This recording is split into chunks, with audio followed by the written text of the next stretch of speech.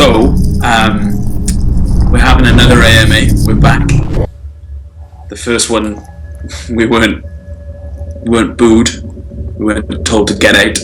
People seem to really enjoy it. So yeah, we've got another one for the I Am S.W.E launch, which is happening in 3 days, exactly 3 days from now, at the time of recording this.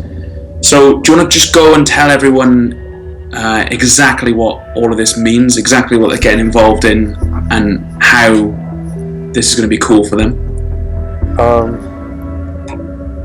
No. Yeah. Okay. First of all, I don't need these at this time of night. It's like 9:05 and the sun's down. So fuck being cool. So this is the SWE deck. This is one of the first ones. So when USPC printed these, they sent I think it was like 6, maybe a few more decks straight to me, straight from print, just to like approve them. So this is one of the approval decks, and it's perfect. Everything I wanted. So the idea, everything started with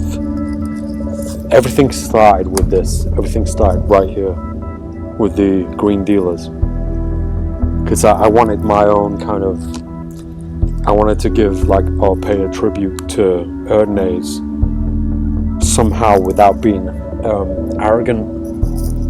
I know you can't get much more arrogant than this, because that's but still, my first attempt was to just do a green deck, and the tribute was calling it Erdnase Green because I matched the green to the original book. So I actually got the exact Pantone from a sample of the first edition book, and that's where this green comes from. So that Pantone is the exact match to the book. So that was my kind of tribute or respect to Erdnase. So this is one of my favorite decks, the Green Dealers. That's where it started. The idea started for the Erdnase deck. And I was playing with a few Erdnase decks and thinking, why has nobody done this before? Yeah. Why has nobody done that simple idea? I'm all about basic and minimal and logo, top, bottom, that's all you need. And I thought, why has nobody done this before? So then we did it. So that's where this comes from. The front of the box pays tribute to one of my favorite moves, which is figure 25. The bottom deal? The bottom deal, yeah. So so we called it the SWE deck. Obviously it's an Erdnase deck. It's possibly the final Madison Presents.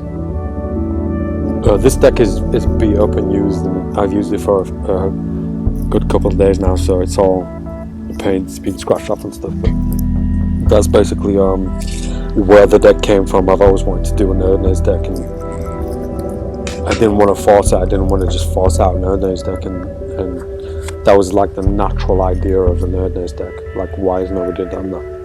So that's where it came from, basically. Yeah, and it answers one of the questions that we had on Instagram, which was, how does it differ from the Acorn back? And I think now everyone can see that it's drastically different in design to the Acorn back. Although that's a good deck, this is sort of exactly matching what we were after. Yeah, if you look at the design, if you look at the art of the original Erdnase, there's not much to it apart from the actual artwork, which isn't credit to Erdnase. So if you look at those images, which is obviously this, yeah, that's like one of the artworks. That's not his. That's it's still in the book. I didn't want to give that person credit because Conjuring Arts, Bill Kalush, Ricky Smith, give that guy a lot of love, which I think it kind of takes away from Erdnase himself, takes away from the book and what he is. And if you look at, whenever you think about a way of idolizing or putting him in the spotlight, Erdnase himself, you always think of the book itself. You always think of the green. You always think of that logo. So I thought, well, there's the book right there. The logo is right there. and then there it is. Like, just put it on the back of the deck, and it's like the most. I think it's one of the most honest tributes you could do, because that is the cover of the book. It's basically like, if I'll take some cards out. Basically, if you look at the deck, on one of the cards at least, that's the most honest tribute to the book itself, because it is the book. Like, we could have just printed there and left the screen, but then it wouldn't have been a deck of cards. So obviously it has to be symmetrical, but it's a very honest design. So I didn't want to go really heavy and over the top with stamping Erdnase everywhere and anywhere, you know. And I didn't want to use MD's, you know, designs and his drawings everywhere, apart from the box. I think it's a really good idea to put in the box, and the Jokers too. But I think that's one. I don't think it's one of the places that people have gone wrong, but I think when people use MD's artwork so much, then it takes away from Erdnase himself. So I didn't want to put this here, by the way, but that was like a creative team decision that would be there. So that's how that's there. But otherwise, I wanted it to be a strict tribute to Erdnase. So yeah, that's kind of where it kind of, that's how it developed, let's say. But suffice to say, you know, I'm so happy with the way it turned out. It's perfect. So we got a question, which is, why now? Is there something that's happened in the sort of last 2 years? Have you reread the books? What sort of got you to put that deck out now, as opposed to it being one of your first? Not really. I mean, it kind of goes back to the question about the dealers, the green dealers. This was my kind of nod to Erdnase with matching the green, which I don't think I told everybody about, or anybody about.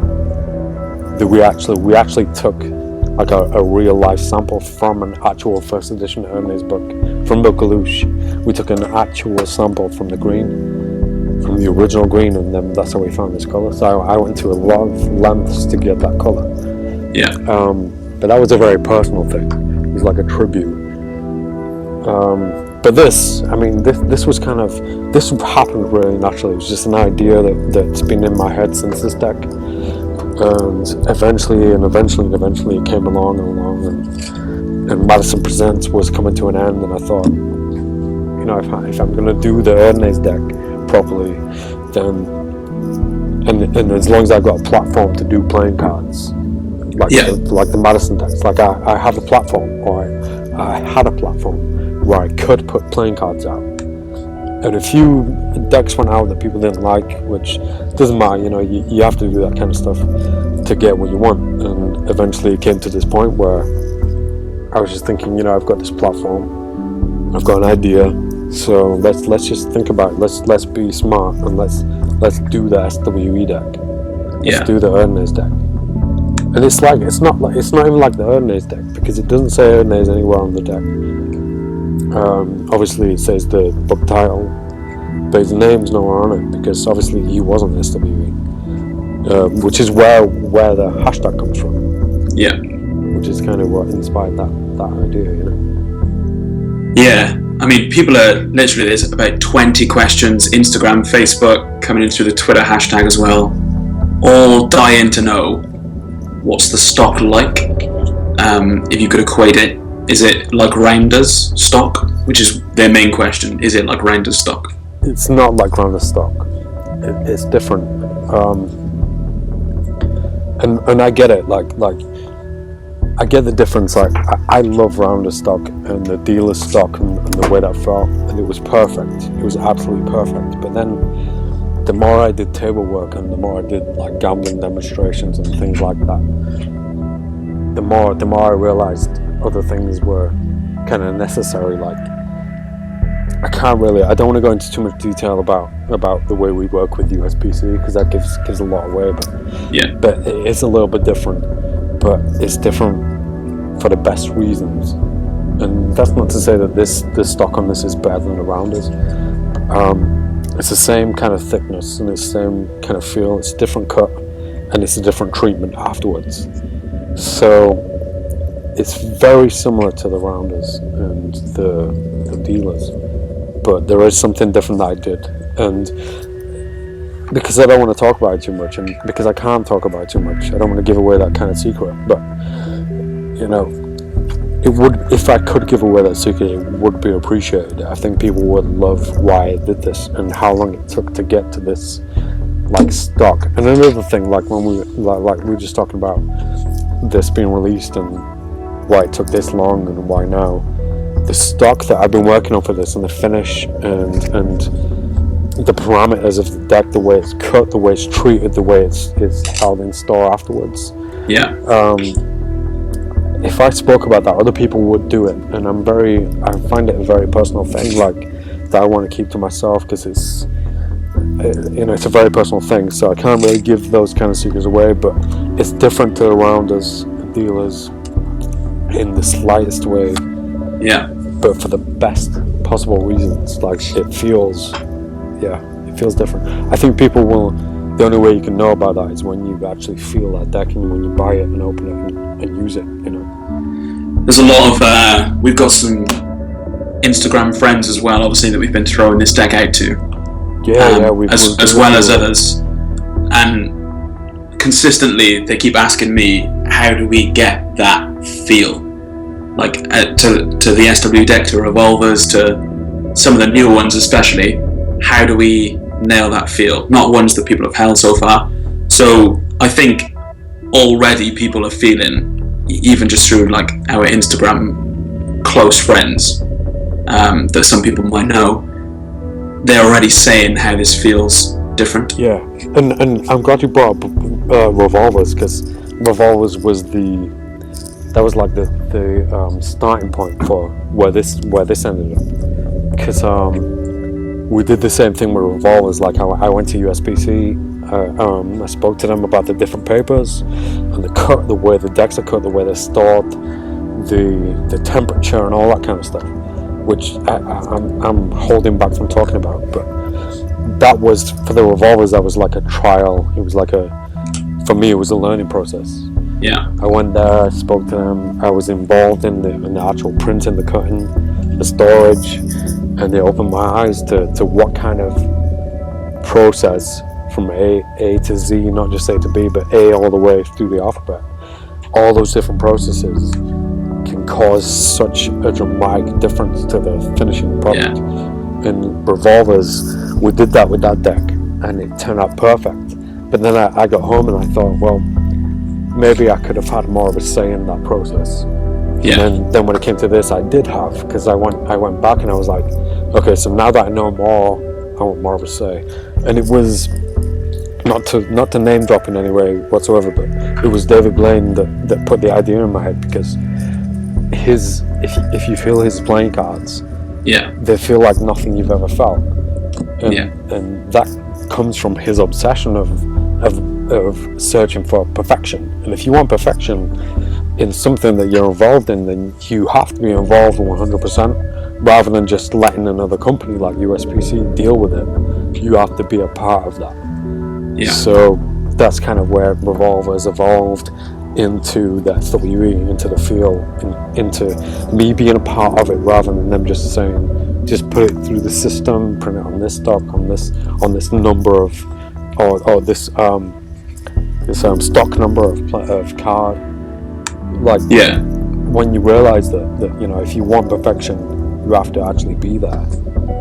You know, that's when you get perfection. You've got to be obsessed, you've got to be a part of it, and that's kind of, Revolvers were the first step of that, and this was the last step I've taken in that. So yeah, I'm very proud. It's not just it is just a deck of cards. It's not fair to say that. It is just a deck of playing cards, but the involvement that I've had in that deck of playing cards, I don't think can really be appreciated or understood by many people without knowing what's been involved in it. You know? I'm going to actually write that down, because that's something I think we should finish on. Is this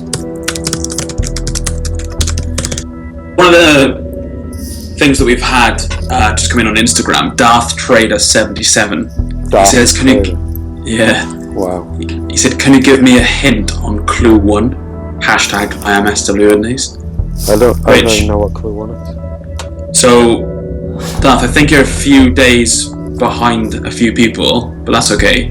For anyone who's wondering what Darth's on about, that's illusionist.com/I-am-SW-html. That's our countdown page. So a lot of people have been going there, and we hit a clue on there, and it said, "You'll find an exclusive video at the year the book was published." So what we did was, if you go to illusionist.com, the answer was 1902. So it's illusionist.com/1902. And there was a secret video, and it was up a few days early so that people could find out what the golden ticket campaign was. So we'll cover that in detail, but I think that's what he meant. Okay. Yeah. So, another question. Will it contain text from the expert at the card table? Yes, it will, and it does, but in a very weird way.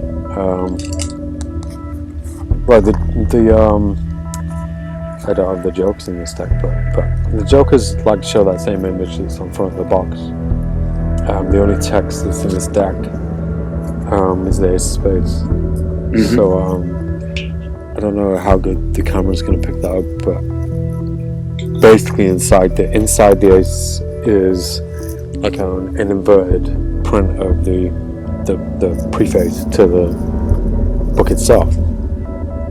So you can read bits and bats, and basically basically like the Ace of Spades is the daddy of the deck. It's like card number 1, yeah. And in the book, then this page is page number 1. So that's how you start. So when you open the box, you're going to see this. That's what you see first. You're going to see pretty much the preface inside the Ace of Spades. And I always keep the same, like the Ace of Spades, the shape and the size. I always keep that same shape and size because I just think it looks nice, and I change it in different ways. And in this case, it was just such an obvious answer to put the earnings text inside there. You can read some interesting parts. I made sure they were in there, but other than that, that's the only place you can read.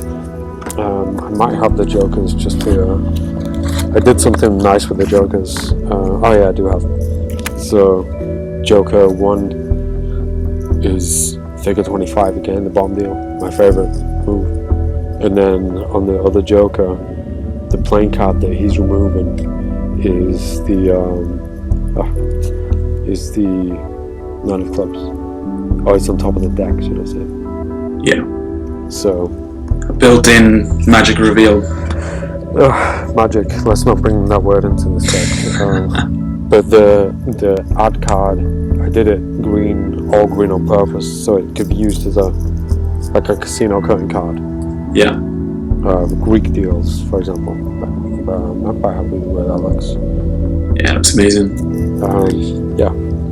So that brings me up to another question. Is this deck for Magic or is it for cheating? I think it's up to the person who uses it. I mean, you've got the hardcore Erdnase fan who's going to buy it because it's an Erdnase product, and then you've got the magician who just wants to do magic. They like the design. Whether or not they know anything about Erdnase doesn't make a difference. You don't have to know about Erdnase. You don't have to care about Erdnase to appreciate the design of the deck. It's still a nice design regardless of what it represents. And on the other hand, it is a perfect representation. I believe it's a perfect representation of S.W.E Erdnase. So it's kind of for both. I mean, the original idea was to go green all the way to the edges, so there was no white border. Mm-hmm. But then there's the argument of magicians don't like having no white borders. And then the other argument is the design itself. So on the box it goes green to the edges, on the card it goes white to the edges. I believe this looks better because it isolates the design and it makes it stand out, it makes it pop out. So you appreciate it as a block which represents the book itself.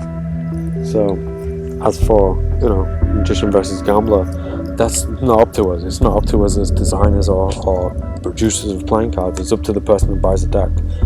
We can't decide if they're a gambler or a magician or whatever they want to call themselves. That's up to them. It's not our choice. Sweet. So we've got a question. Do you think the book has gained status because of the mystery around the author, or because of the contents? Just a fair question. Yeah. I think it's a mixture of both. To be honest, I think the mystery around the author definitely appeals to the magic industry and people in the magic world. It definitely does. There's no question in that.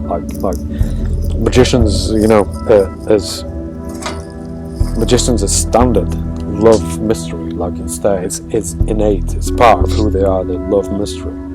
So the fact that so much mystery revolved around this book, obviously they're going to be into it. They're going to buy into it, and they're going to want to know more and be involved. But then when you actually read it, the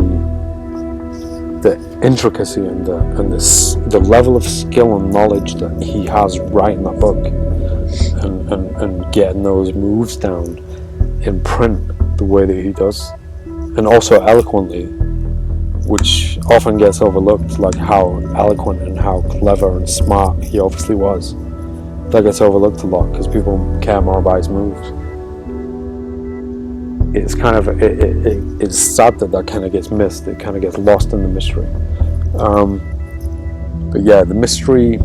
I think the mystery applies to magicians. Magicians love the mystery of it, and they love the fact that although maybe now we do know who he was, it's taken that long to find out who he was, but we might not know who he was. There's all this mystery that will never be 100% like proven. Yeah. So that's the very magical side of it. From the gambling side of it and the card cheating side of it, all you got to do is read the book and understand the card cheating side of it, because it's fascinating. It's clearly obvious that he did cheat at cards, whoever it was. He did. There's no question in my mind that he did do it. So whoever it appeals to, I guess I think people get into it because it's almost fashionable, which annoys me a little bit. It's like fashionable to talk about earned news. I've earned this, I've read earned news. That's annoying, because I think the first and foremost thing should be a respect, from a point of respect where you've read the book, and you understand where it came from and why it was written, rather than what mystery it created and what, and the magic that became involved to make it popular. I could talk about it forever, but I'm trying to answer that question very rationally and seriously. I was going to say that, so this was one of the first things I ever bought when I got into magic. This is the Dover edition, and I've still got it on my shelf, and I dug it out specifically for this. So horrible car boot sale cover, and beaten up pages and corners, and it's all gone a bit yellow on the back. But I remember getting into that as well and realising that magic is an art form that takes years, like decades, to master. I flicked through the first few pages and I suddenly realised that this wasn't going to come as easy as I thought it would, as a sponge ball trick would come, or a coin gimmick you can buy from a magic shop. I suddenly realised then that magic was so much, especially card magic, was so much more, and it was going to take a lot of time and dedication.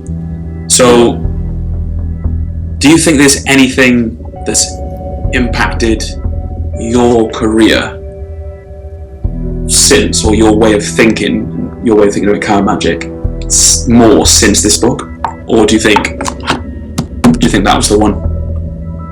I think I have an interesting story about Ernest. Like, and when I say Ernest, I mean the book itself, not him. Yeah. Because I didn't know him. When I was younger, my obsession, I became obsessed with the idea the idea of cheating at cards, not actually cheating at cards, but the idea of it. Mm-hmm. And that was where I picked up a deck of playing cards from. And I saw my granddad, when I was too young to know what he was doing, I saw him practicing what I now believe to be like second deals. But from memory, and I could have painted that picture myself, but now I believe that that's what he was doing. My dad used to do the same thing, and obviously I had to keep it secret from me. And when I got into the idea of cheating at playing cards, I saw this guy on TV. I didn't know at the time, but it was Steve Forte. I didn't know who he was. But I was 15, and I saw him, and I was inspired to. I thought, what the fuck? You can do that. You can actually deal kings from the bottom of the deck, and they look like they're coming from the top. Yeah.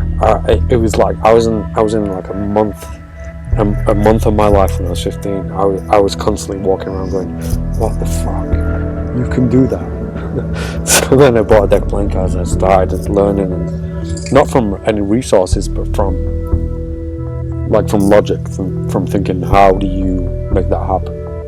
Because I didn't know books existed, or books like this. So when I started practicing and learning for myself, I started writing things down, and eventually I wrote a whole book. And I wrote this all penned, all like in shitty biro and pencil and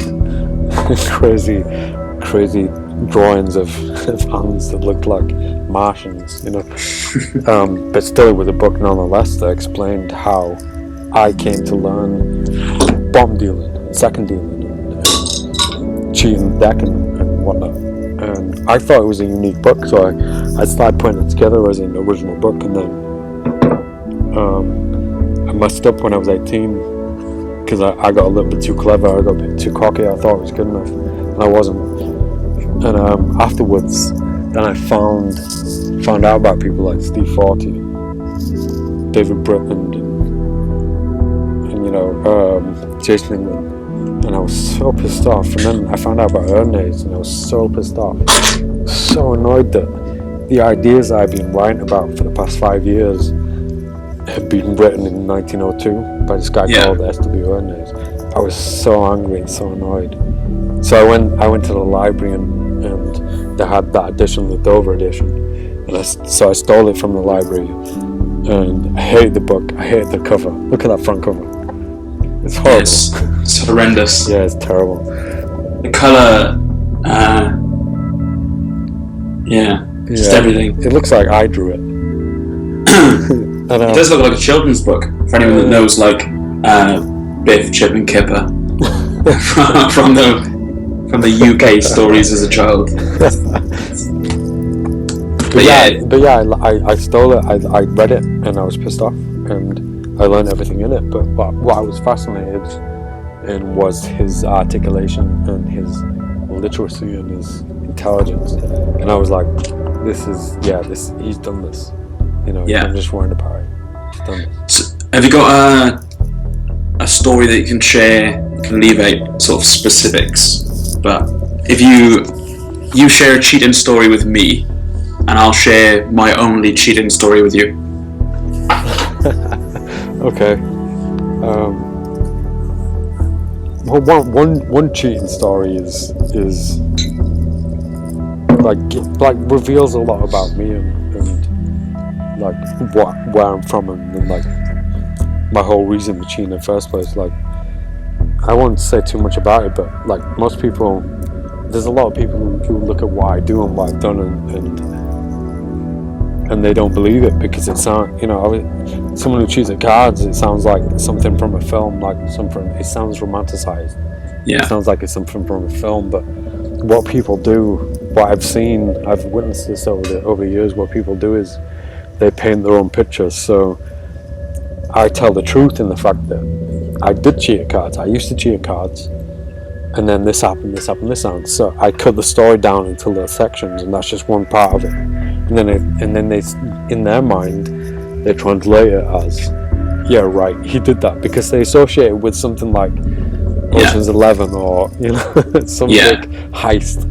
When the truth is, I did cheat at cards. I did for 6 months maybe, and And the absolute truth is, I was terrible. I was horrible at cheating cards. I was so bad that I got beat the fuck up. I got caught after 6 months, and I almost got killed. And that happened because I was terrible, and I was cocky, and I was arrogant. And people don't I don't really talk about that too much, but people don't seem to tie the two together. You know, people just think, oh yeah, right, he used cheat cards, whatever, it's bullshit. But it did happen, and I did almost lose my life because of that. Because I was terrible, and I was arrogant, I was cocky. And the most important part is, I was terrible at card cheating. I couldn't bottom deal for shit. I couldn't second deal. I couldn't do anything. I learned these things off my own back and thought I was good at them. And obviously, apparently I wasn't. But what that did was, it didn't stop me from doing it. It made me realize how terrible I was.